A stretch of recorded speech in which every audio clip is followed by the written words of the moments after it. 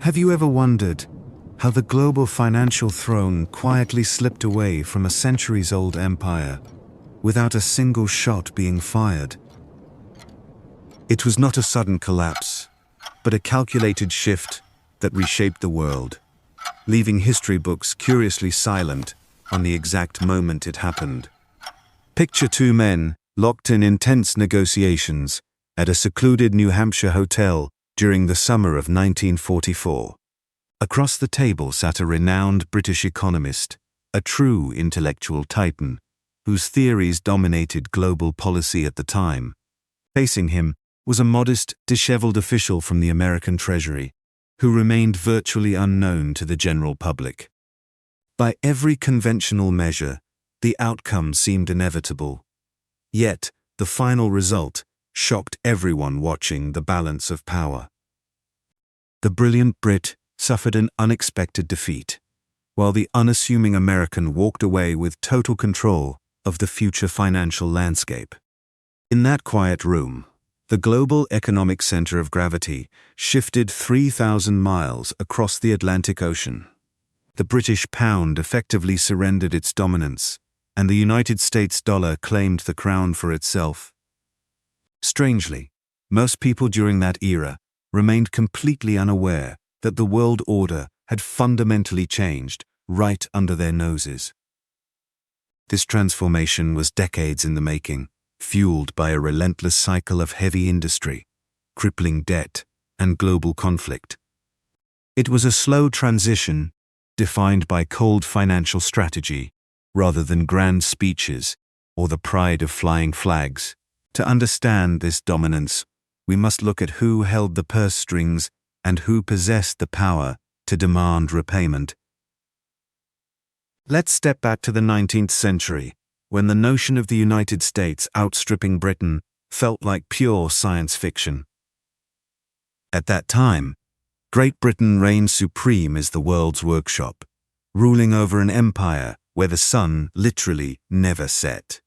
British industry was the heartbeat of the globe, supplying the textiles that dressed nearly every nation.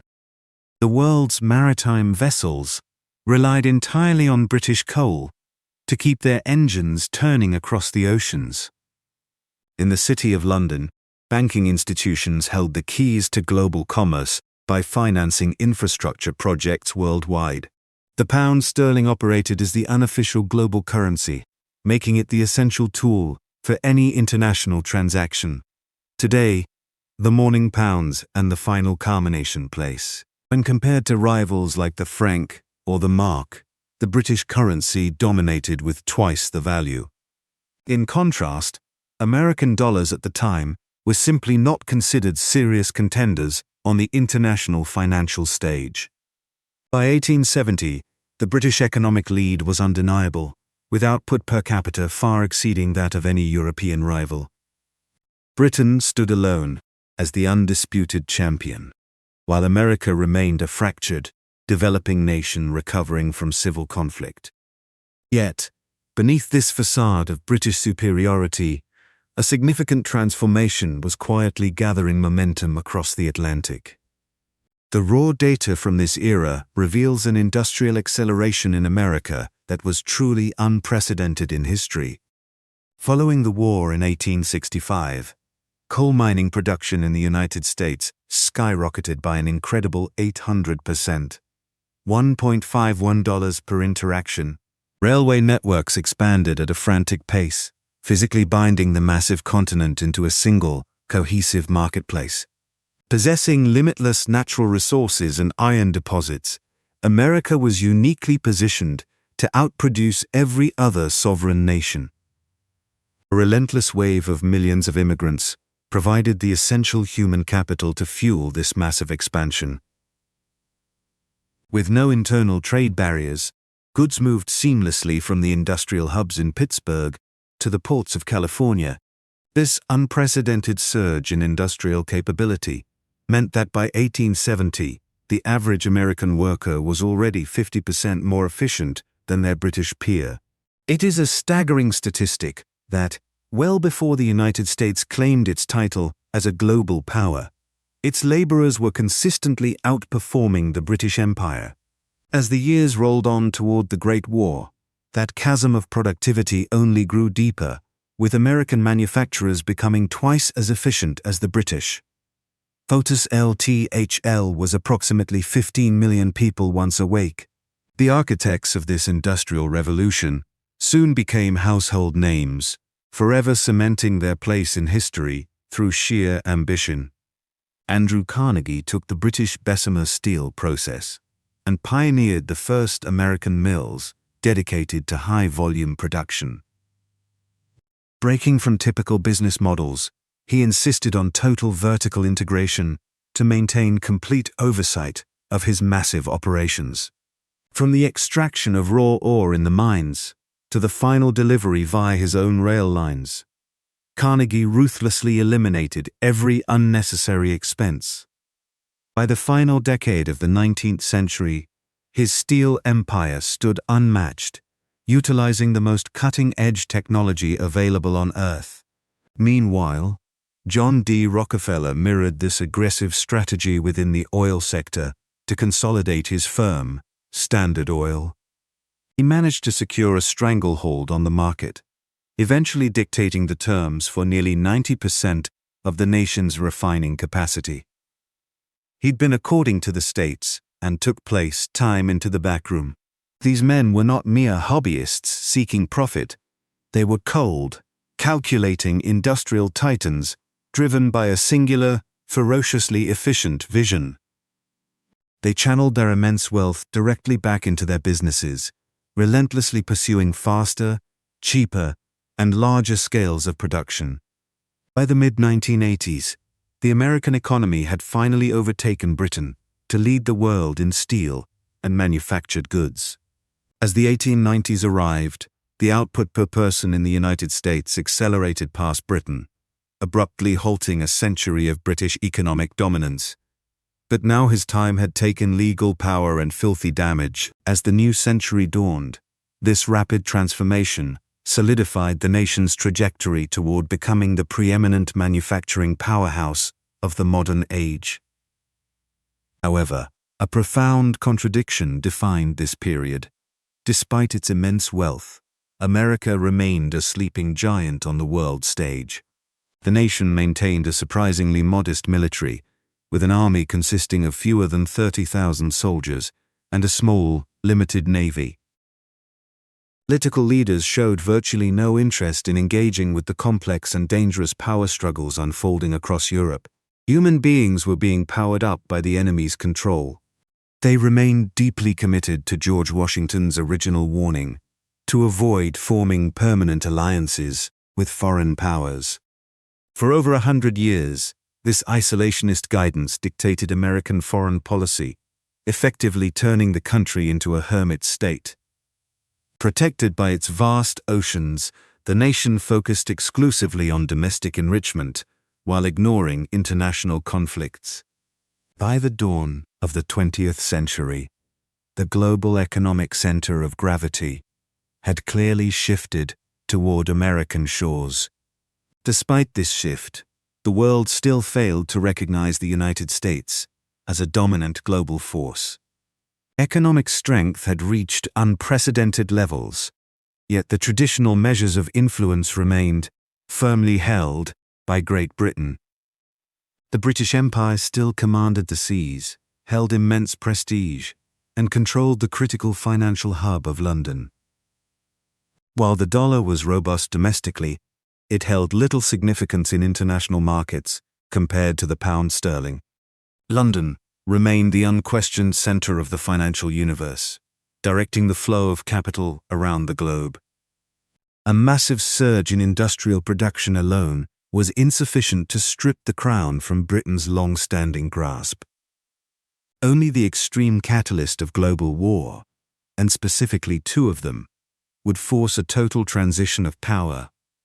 The initial conflict was already looming, and as the Great War ignited across Europe in 1914, the tides began to turn.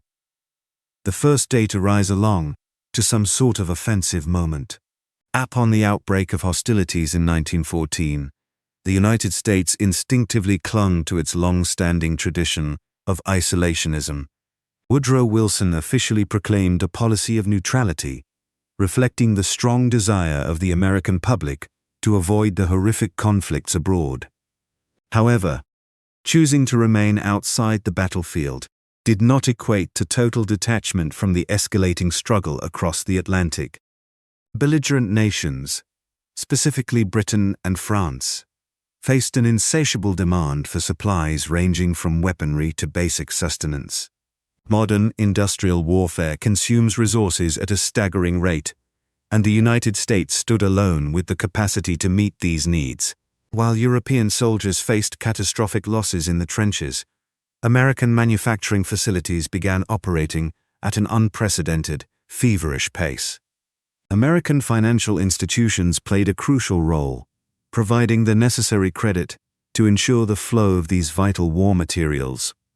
J.P. Morgan and Company emerged as the central architect of this economic mobilization, becoming the primary purchasing agent for the British government. By handling the procurement of steel, chemicals, and food, the firm secured a 1% commission on every single transaction. They masterminded a massive banking syndicate, successfully floating a $500 million loan that was considered staggering for that era. Palu Bro Vaso becomes a software test kit. The sheer scale of this economic shift became undeniable, with American export surpluses skyrocketing from hundreds of millions to billions annually. Europe began rapidly depleting its gold reserves and accumulated historical wealth, essentially financing its own ongoing destruction through these payments. The British government, in a desperate bid to sustain the war effort, compelled its own citizens to surrender their American financial assets. The two of them closed the door and formed the power of goods. These seized stocks and bonds were subsequently utilized as collateral to secure even larger loans from the increasingly wealthy American lenders. As Britain systematically exhausted its financial resources, the sheer weight of this wealth transfer began to permanently tilt the balance of global power. By the end of 1916, Britain's liquidation of American assets was so severe they were forced to rely on unsecured credit to continue fighting. The financier J.P. Morgan became so inextricably linked to the Allied cause that his own fate was effectively tied to Britain's survival. Historians have noted that by 1917, it was not just the British government that required a rescue, but Morgan's own financial empire as well. 225, Urisk and Harayok Pinsel, this precarious situation made America's formal entry into the conflict in April 1917, the only viable lifeline for both the bank and the British state. Once the hostilities ceased in November 1918, it became clear that the global economic hierarchy had undergone a permanent and radical transformation. Between 1917 and 1920, the United States poured massive support into the war effort, loaning approximately $9.5 billion to its various allies. By the close of 1922, the financial reality was staggering, with nearly 20 different nations collectively owing the American Treasury $11.8 billion. In a historic reversal of fortunes, the United States transitioned from a long-time debtor to Europe into the world's primary global creditor. This pivotal shift represented the defining moment of the era, a true hinge upon which the future of international relations turned. A Yale historian correctly identified that the American state was arguably the only true victor of the First World War in a meaningful sense. While Britain and France triumphed on the battlefield, they emerged from the carnage exhausted, impoverished, and shackled by immense financial obligations. He had considered the ropes of death had already access to the deadline. Their victory came at a ruinous cost, leaving them entirely beholden to the newfound wealth and stability of the United States. One British intellectual, John Maynard Keynes, possessed the foresight to recognize the looming catastrophe inherent in this lopsided economic landscape. Keynes is a crucial figure to remember, as he would reappear at the most consequential juncture of this unfolding historical narrative. As early as 1919, he desperately pleaded with global leaders to navigate the complex web of debts and reparations with far greater wisdom. Keynes proposed a bold strategy. America should cancel its wartime loans if the Allies simultaneously reduced the crushing financial demands placed upon Germany. He realized that maintaining such extreme debt levels would inevitably stifle global economic recovery and trap nations in a cycle of poverty. Despite the precision of his warnings, global leaders chose to ignore his counsel, setting the stage for future instability. It is vital to grasp the magnitude of this shift, as the term creditor carries far deeper implications than simple finance. For centuries, the United States had functioned as a developing nation, heavily relying on European investment to construct its railroads and industrial hubs. British capital, in particular, had historically fueled American expansion, establishing a flow of wealth from the established East to the burgeoning West. However, the 4 years of total war caused this historic financial current to abruptly and completely reverse its direction.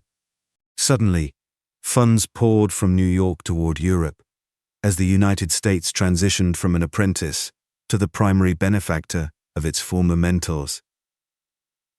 Wall Street, once a minor player on the international stage, unexpectedly found itself positioned at the very heart of global monetary power. The influential financier Thomas Lamont noted as early as 1915 that the conflict presented a rare chance to redefine America's global standing. This transformation into a creditor nation was no mere coincidence, but rather a calculated objective pursued by the architects of American finance. Yet, a paradox defined the 1920s. While America emerged as the world's leading banker and industrial powerhouse, it simultaneously retreated from international responsibility.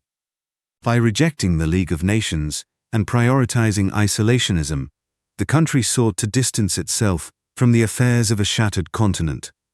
The nation erected high tariff walls, effectively closing its doors to focus entirely on the domestic excitement of the Roaring Twenties.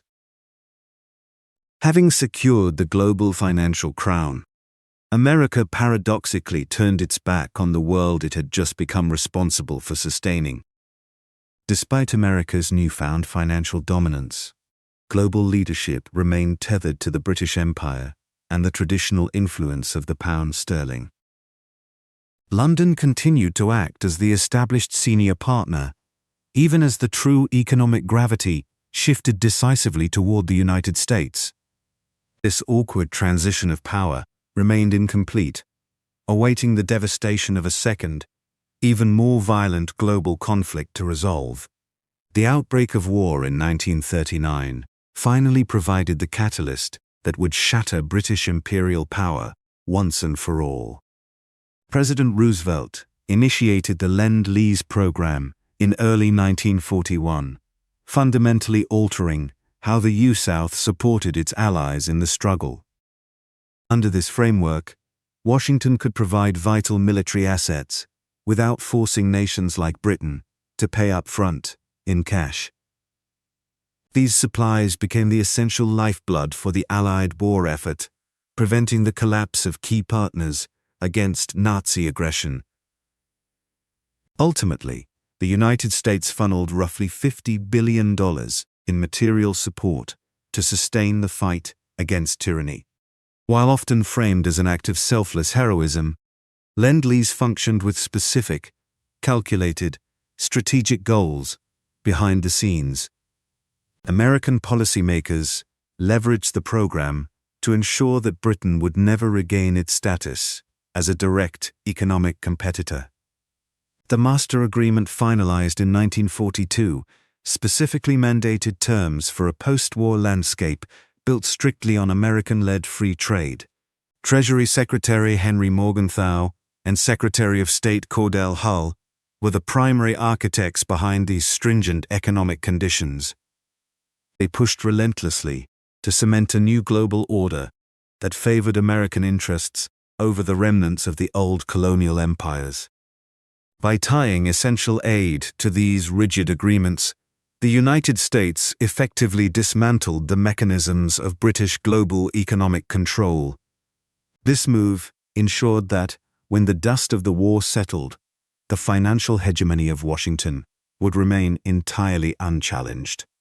Beyond the strategic goals, the US South demanded reverse Lend-Lease, requiring Britain to provide essential bases, raw resources, and critical technology. This arrangement funneled approximately $6.8 billion in value from Britain and its Commonwealth directly into American hands. It gained over normal problems for 6 weeks. The financial strain on the British economy was truly devastating as the war effort consumed their remaining national wealth. Official British records reveal that between 1939 and 1944, their combined loss of overseas assets and ballooning debts topped $15 billion. To sustain their survival, the British were forced to sell off long-held foreign investments that had anchored London's status as a global financial hub. This systematic liquidation of the empire's capital meant that Britain was sacrificing its long-term future to finance immediate survival. As they fought to win the global conflict, the nation was simultaneously eroding the very foundations of its historical prosperity. By the arrival of victory in 1945, the discrepancy between the two wartime allies had become stark and undeniable. While Britain stood triumphant, yet hollowed out, the United States ascended as the most powerful and affluent nation in history. American industrial capacity had surged to unprecedented levels, protected by the fact that its domestic territory remained entirely untouched by combat. The US South emerged with its production lines churning at full capacity and a massive percentage of the world's gold stored in its vaults. In contrast, Britain faced the peace as an exhausted country, completely drained of the resources necessary to maintain its global standing. The nation's infrastructure lay in ruins from the relentless bombardment, leaving cities battered and the national treasury essentially empty. Furthermore, the geopolitical unity of the British Empire began to show deep, irreparable fractures under the sheer weight of these economic pressures. The era of British global dominance was effectively over, replaced by a new reality dictated by the overwhelming financial strength of Washington. The transition of global economic power from the British pound to the American dollar necessitated a formal, orchestrated shift in international policy. This monumental transition reached its zenith within the secluded walls of a quiet New Hampshire hotel during the summer of 1944.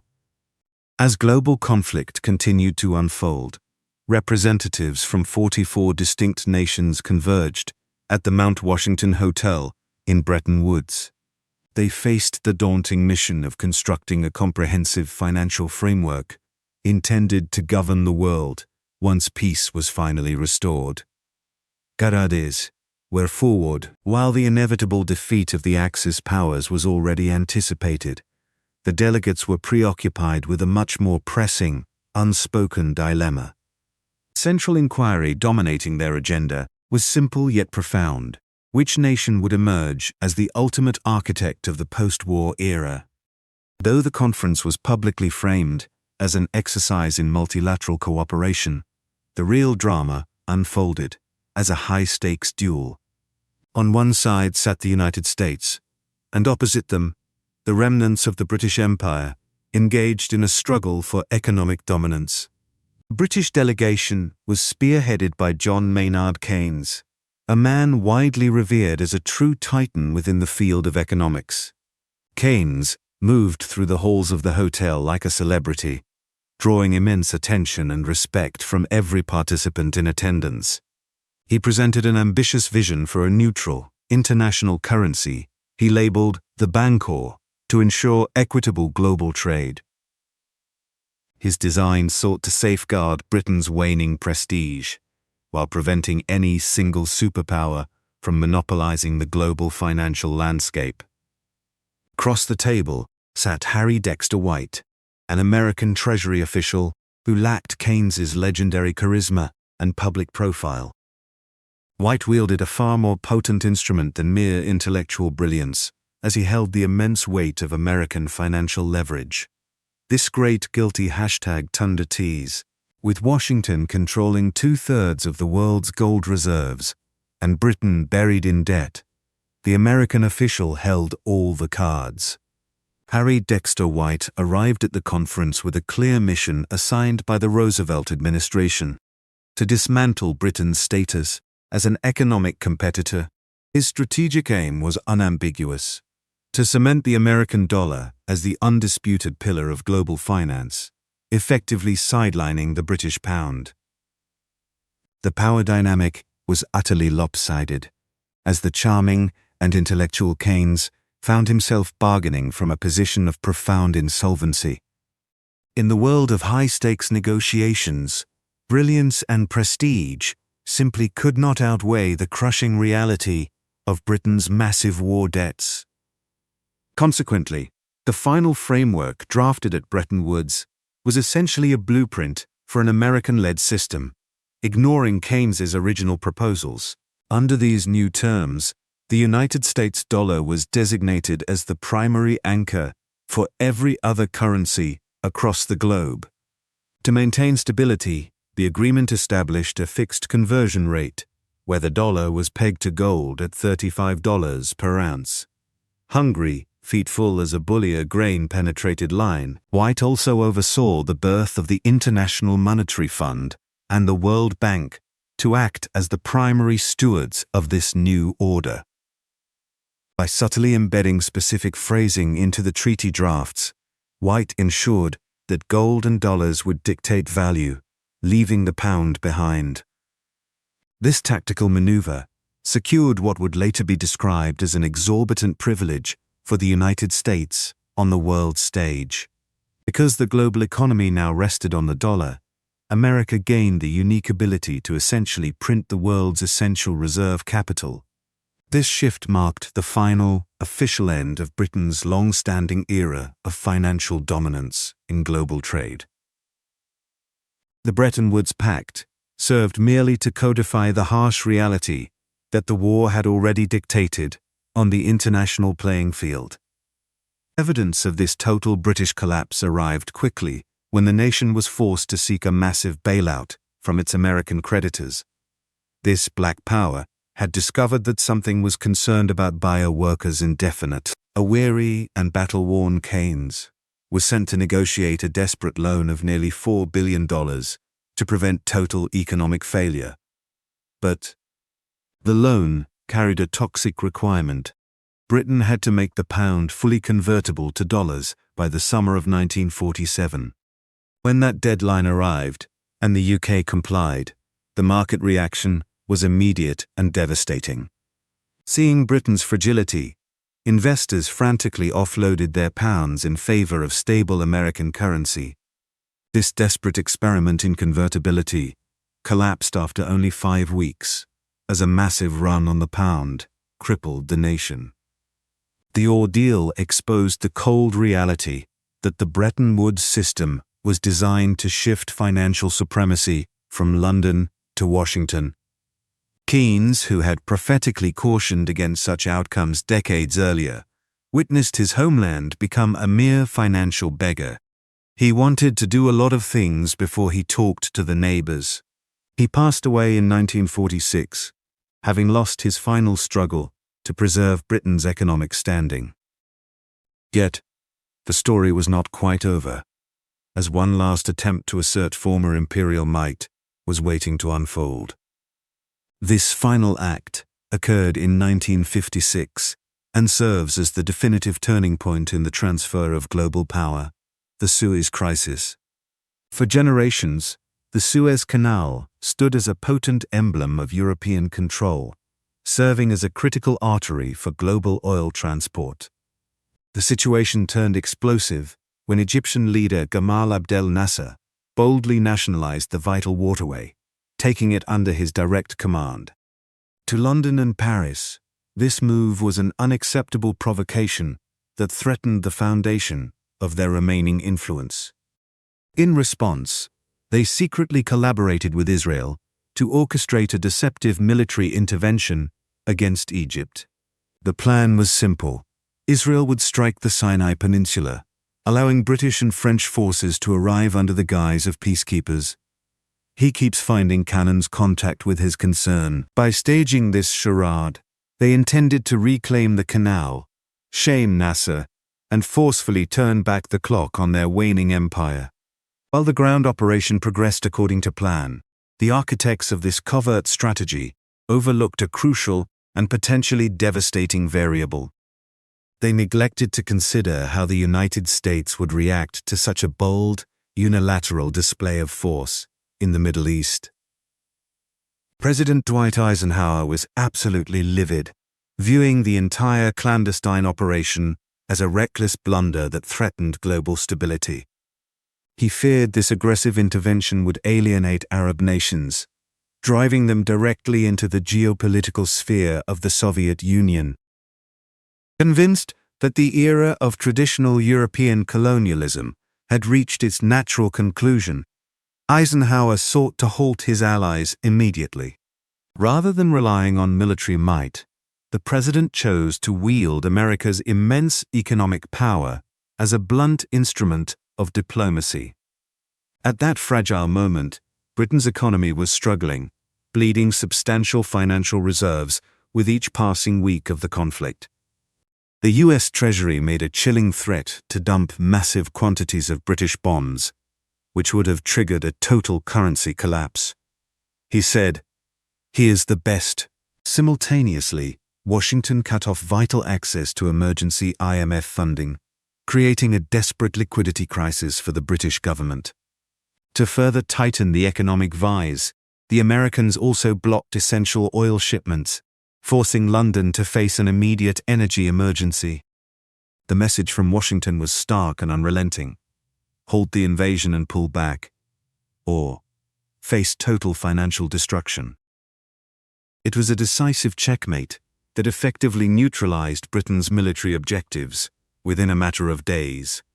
This humiliating reality exposed that the once mighty empire was now entirely dependent on American approval to conduct any significant operations.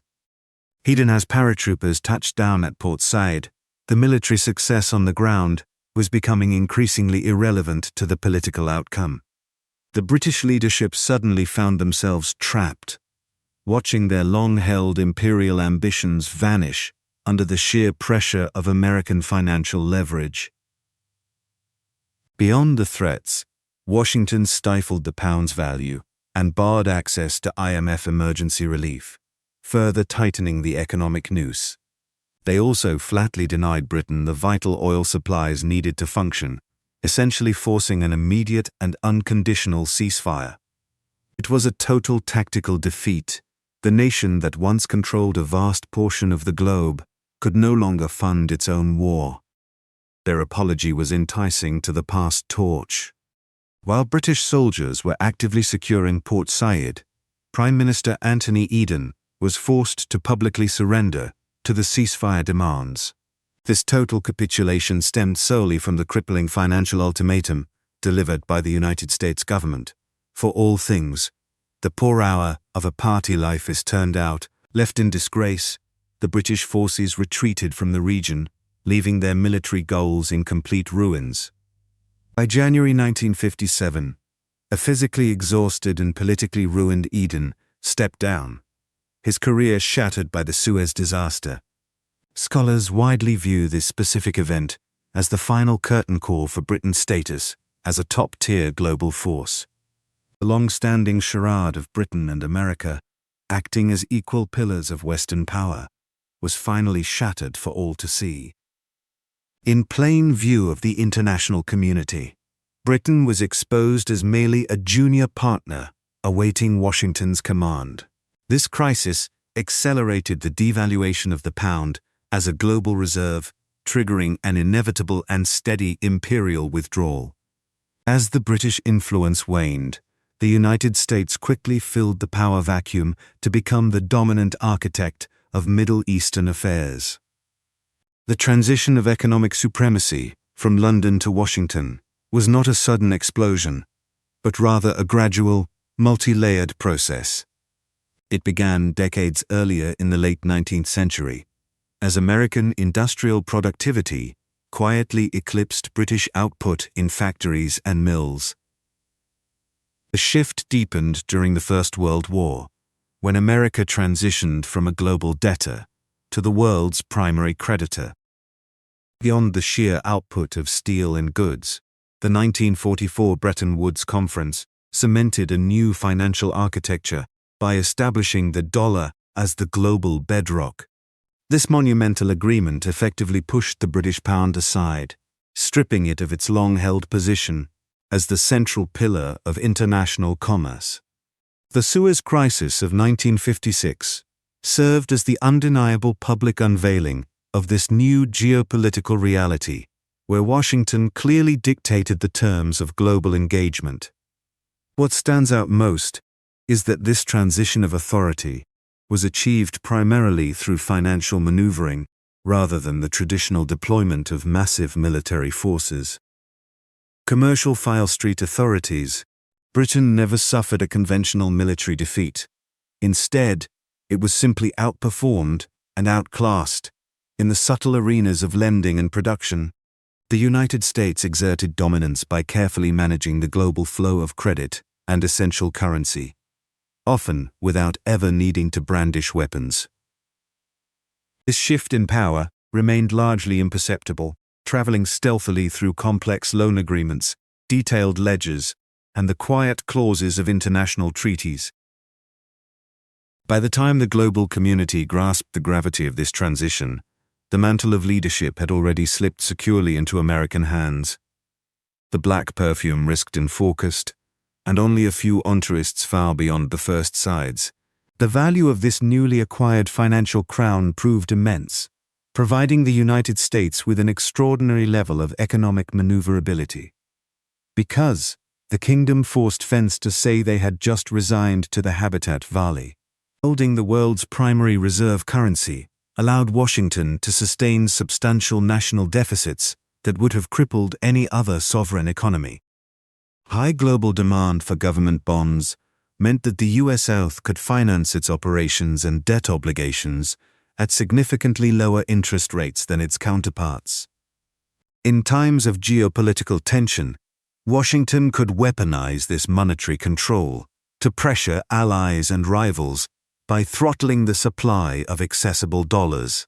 President Eisenhower demonstrated the raw effectiveness of this strategy at Suez, proving that financial leverage could force even the closest allies to capitulate. Ultimately, America's most significant inheritance from Britain was not merely industrial wealth, but the enduring capability to issue the currency that the world relies upon. Yet, this robust system began to face its own internal pressures, specifically concerning the ironclad promise to back those dollars with fixed amounts of gold. As global demand for dollars soared, the weight of financing the Vietnam War and massive social spending began to buckle the gold-backed agreement. By the early 70s, the stockpile of gold in American vaults could no longer cover the sheer volume of greenbacks held by foreign powers. President Nixon was forced into a corner, making the historic choice in August 1971 to abandon the gold standard once and for all. This decisive act, known as the Nixon shock, effectively dismantled the rigid framework established at Bretton Woods after the war. Many observers anticipated a total collapse, yet the dollar maintained its supremacy without the physical backing of precious metal. The slide was already barred. Then the southern doorstep called outside of life and soap. Instead of relying on gold, the currency transformed into a system anchored by pure trust and the unmatched scale of American commerce. With other global currencies shifting to a floating rate, the dollar solidified its position as the world's primary financial instrument. Wednesday, This group has been made for a decade. It turned out that the authority inherited from the British was robust enough to endure even the total restructuring of global monetary rules. The form of America's PD 2.7 was taboo on twit. However, this transition invites a deeper, more cautionary reflection on how quickly the tides of international dominance can turn. Just as the British Empire once assumed its status was eternal, every hegemon faces the illusion of permanent, unshakable influence. The sun never set on British rule until, quite suddenly, the internal costs of maintaining such expansive power finally caught up. History shows us that dominance often slips away when a superpower's obligations start to exceed its actual economic capacity. A younger and more agile competitor eventually rose to take the lead, proving that status quo is never guaranteed to last indefinitely. Understanding these cycles of rise and decline is essential for anyone trying to predict the future of our modern economic landscape. Elections, velocity attachment parts. If you enjoyed this deep dive into the history of global power, please like this video and subscribe for more insightful analysis. Discover via VAR